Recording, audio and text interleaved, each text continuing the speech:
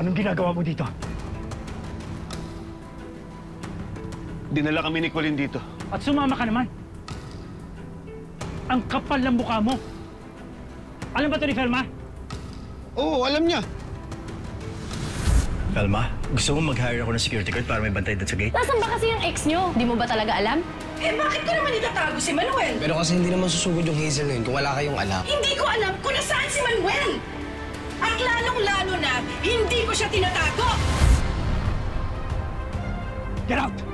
Wala ka ng lugar dito! Sinabihan ka niyo! Wala ka talaga ng lugar dito! Gusto mo, lumuha!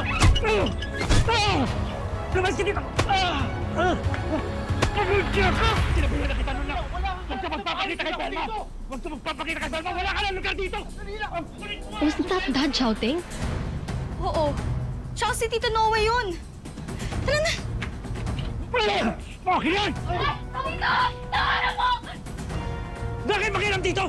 Huwag mong sinisigawan yung anak ko, ha? Tumahimik ka! Bumalik ka na sa asawa mo! Wala ka ng lugar sa pamilya to! Bakit ikaw? Parte ka ba? Ang kapal ng mukha mo, ah! Hindi pa naman kayo kasal ni Felma, eh! Kung kumasta ka ka lang, pag-aari mo na siya tsaka yung mga anak namin! Uy! Hindi mo sila pamilya! Tarantado ka, ha? Ano ba? Nakita mo na nga naka-wheelchair yung tao eh! Pinatulan mo pa?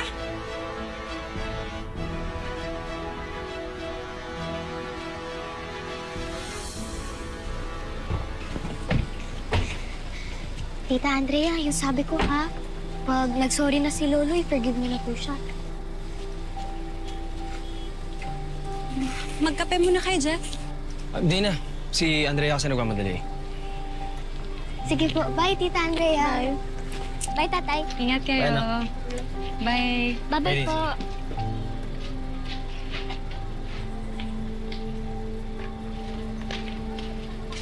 Jeff?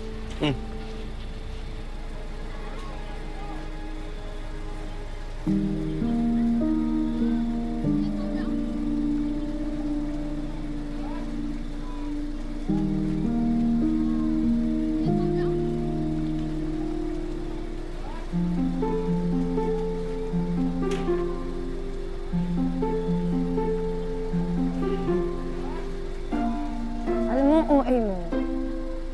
Feel na feel? Bitter? Yun na. Ha? Wala ka kasing jowa. Halika na.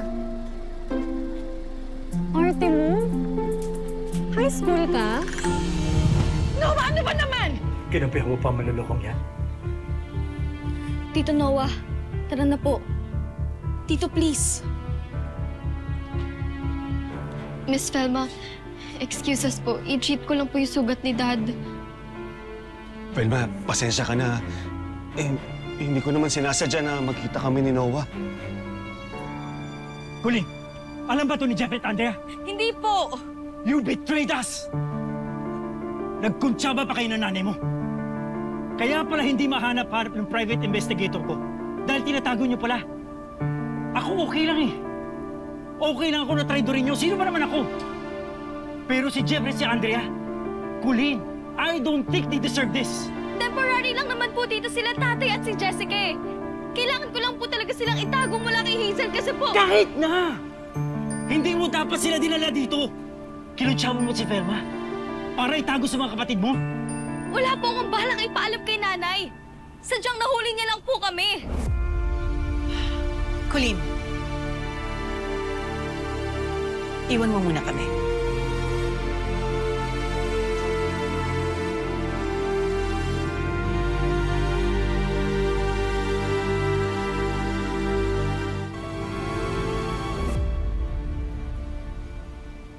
Nung sinugod ko ng asawa ni Manuel, alam mo ba na nandito na siya nun? Tinatago mo na ba siya nun? Hindi. Kailan mo nalaman? Kailan mo inumpisahan makipagsabuatan kay Colleen? At kailan mo ako inumpisahan lukohin? Hindi kita niloloko. Hiwalay na tayo.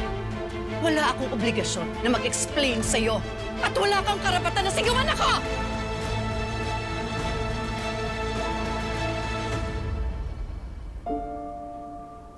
Tay, si Jessica po. Kumuha ng bimpo. Okay lang po ba kayo, Tay? Pasensya ka na, anak, ha?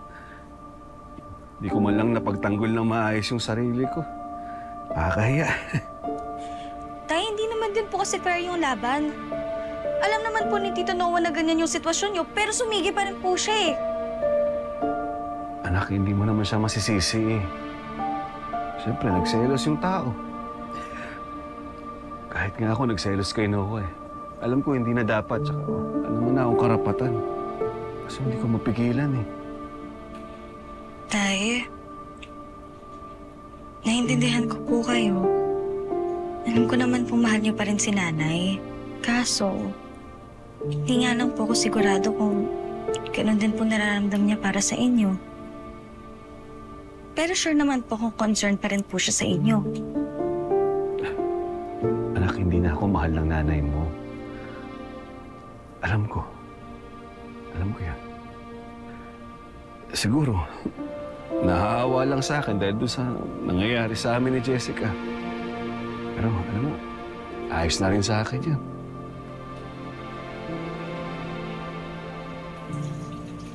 Jessica? Uy, okay ka lang?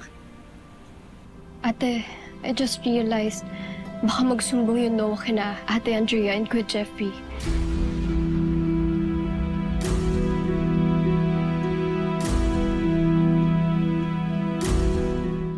You don't owe me an explanation. But really, Thelma? Dito mo tinatago yung ex mo? Kahit alam mo magagalit si Jeffrey at Andrea? Wala kang alam sa nangyayari. At huwag na huwag mong sasabihin sa kanila. Huwag mo akong pangunahan. Iso namin to ng pamilya. At labas ka na rito! Ganun naman talaga ang tingin mo sa akin, ano? Outsider in your family. Umasa pa man din ako na magkabalikan tayo. Nabubuuhin natin ang pamilya na to. Pero wala na pala akong inaasahan. Dahil bumalik na ang lalaki ng loko sa'yo. Walang kinalaman dito si Manuel. Kung bakit wala na tayo. Pero mo magsisinungaling ka pa ba? Ha? Ang linaw-linaw. Kahit nakapikit ako, kitang-kita ko na umiikot pa rin ang mundo mo doon sa gunggong na lalaki ng loko sa'yo. Hindi na si Manuel ang nasaktan. Ako din. Pero pinansin mo ba ako? Hindi! Dahil nakatutok ang atensyon mo sa kanya! Noah! Baliktarin ko man ang sitwasyon. Ikaw nasa wheelchair! Si Manuel yung sumugod! Ikaw ang lalapitan ko! And now you're justifying it, ha? Please, aminin mo na lang kasi na mahal mo pa rin si Manuel. Suko na ako. Masyado na ako nasasakta sa mga ginagawa mo sa akin. Kahit ano pa sigurong gawin ko eh. Kahit magmakaawa ko sa'yo ngayon, wala na rin pupuntahan. Dahil pipiliin mo pa rin ang demonyo na nakit sa'yo. Wala akong pipiliin sa inyong dalawa ni Manuel. Wala. Wala nga ba?